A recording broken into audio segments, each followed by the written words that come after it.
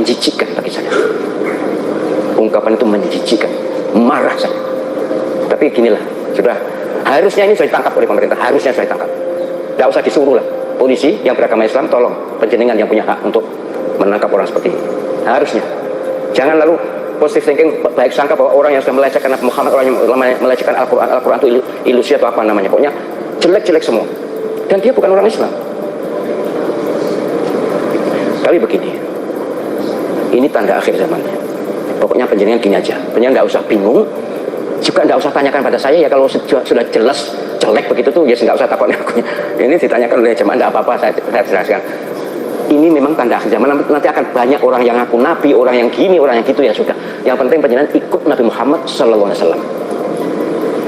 Yang penting penjenengan konsisten istiqomah. Innal ladzina qalu rabbuna Allah tsumma istaqamu tatanazzalu alaihimul malaikatu alla takhafu wa la tahzanu wa abshiru bil jannati kuntum tu'adun. Jadi orang yang mengatakan Tuhanku Allah kemudian istiqomah, ya sudah, istiqomah itu penting. Nggak usah dengar ungkapan yang aneh-aneh. Penjangan kan ngaji tuh, ya sudah, dengarkan pengajian ini aja. Gugu, tiru, ikuti yang disampaikan di pengajian. Itu jelas orangnya, jelas dasarnya, jelas track record kehidupannya. Dan ini gini, baru datang kemudian nggak nutup aurat, kemudian pakai ya besi-besi ya, kalung ya sembuh gitu, kemudian ngomong semau-maunya. Itu lebih dahsyat daripada orang-orang Eropa yang menghina Nabi Muhammad itu. Jelek sekali. Ini yang pertama. Saya nggak usah tanggapi banyak-banyak, saya nggak ingin mempopulerkan dia. Kemudian ditanggapi kan jadi populer. Saya nggak ingin. Saya hanya menyesalkan tokoh agama yang membiarkan seperti ini, malah mengundang kemudian mendapat rahmat dari, atau entahlah ungkapannya, pokoknya seperti itu. Seagung apapun beliau dalam hal ini, kalau tidak cocok dengan Nabi Muhammad, ya jangan ditiru. Mungkin dengan alasan ini wali ini apa? Ya jadab ini. Sudahlah, syariat Nabi Muhammad sejak awal sampai akhir, penampilan Nabi Muhammad SAW, ajaran Nabi Muhammad SAW tidak pernah aneh-aneh gitu, tidak pernah. Kemudian yang tidak sholat, lalu itu kan urusan dia, tidak sholat. Urusan saya kan, saya bisa memetik hikmah dari dia. Hikmah apa? Ini penting ya. Jadi tolong nanti pendengar kalau, tapi sebenarnya kalau nonton itu ya pada karo urun asen ya mas ya. Asen. Tapi beginilah, pokoknya ini akhir zaman memang akan ada pernyataan-pernyataan gila seperti itu. Sebagaimana agama, senjata, maka negara pun hanya sekedar sebuah alat atau sarana belaka.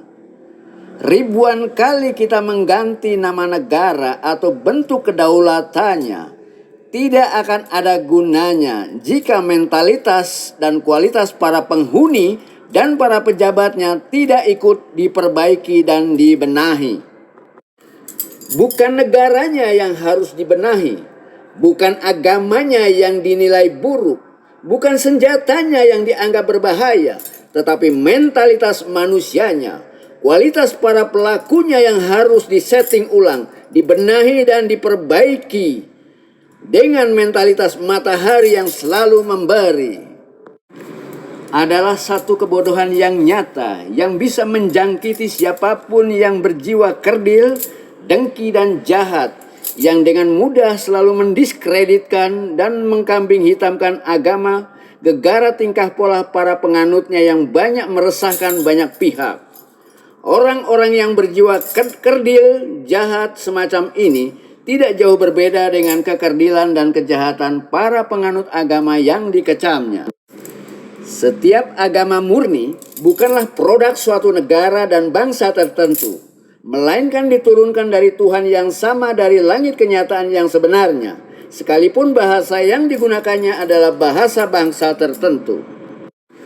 Apakah agama itu adalah agama lokal leluhur Nusantara, ataukah agama yang bukan lokal? Semuanya dihadirkan dari Tuhan yang sama, yang hanya satu-satunya, apapun nama dan sebutannya.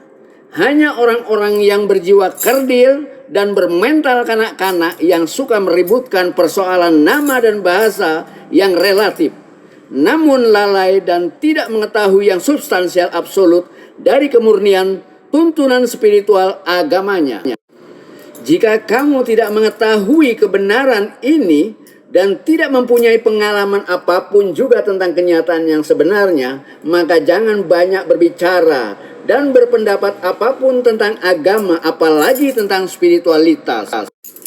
Karena hanya kebodohan dan kepicikan pengetahuanmu yang terbatas yang akan menampakkan kepermukaanmu dan memperlihatkan siapa dirimu yang sebenarnya. Memang benar apa yang tertulis di dalam hampir semua kitab suci, sebagaimana yang tertulis dalam Al-Quran dalam surat Al-Baqarah, bahwa sekali-kali manusia tidak bisa bertemu dengan Tuhannya, apalagi bisa berdialog dengan Tuhannya. Tidak akan pernah terjadi manusia bisa bertemu Tuhannya, karena sesungguhnya manusia itu tidak jauh berbeda dengan binatang ternak. Bahkan manusia lebih rendah dari cacing tanah dan lebih serakah dari monyet yang bertangan 4. Dan di semua tangannya memegang makanan, sementara di mulutnya pun penuh dengan makanan yang sedang dikunyahnya. Itulah monyet-monyet yang berwujud manusia. Yang disebut manusia sama sekali tidak memiliki substansi sebagaimana Tuhan, malaikat, binatang atau pohon. Manusia tidak jauh berbeda dengan setan, hanya sebuah aksidensi yang tidak berpijak pada sumber kenyataan yang sebenarnya. Manusia hanyalah sepotong kecerdasan artifisial yang tercipta dari pikiranmu dan mengaku diri sebagai dirimu. Manusia hanyalah seekor budak dari pikiranmu sendiri yang telah terjajah dan menjadi budak pikiran semenjak bayinya.